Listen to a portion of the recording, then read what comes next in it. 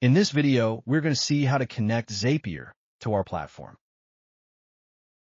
We will go to Action. We will search for Zapier and click Connect.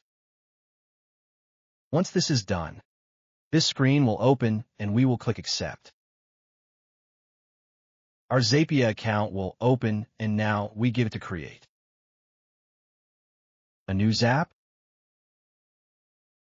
And there are two options, or Trigger or Action. In Trigger, we can get the transcription we set Callie.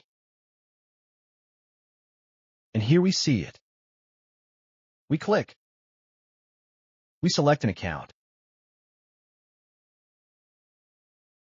And here it is selected. And we choose the type of event, JAG transcription. Let's continue. Let's go, it is loading. And here we have the webhook. We would copy it.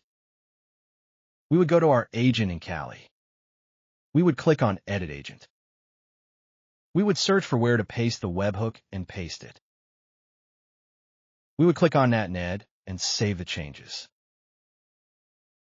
And we would have connected our agent.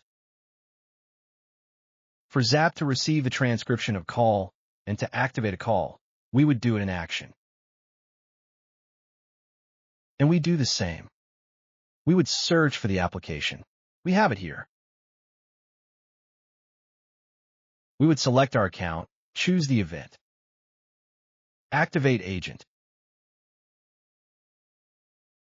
All the options open up here. Dynamic fields can be added if we have a connected database, a Google Sheet, SHEP, etc. We would select the agent that we want to make the call to. And we could also send additional fields to the people.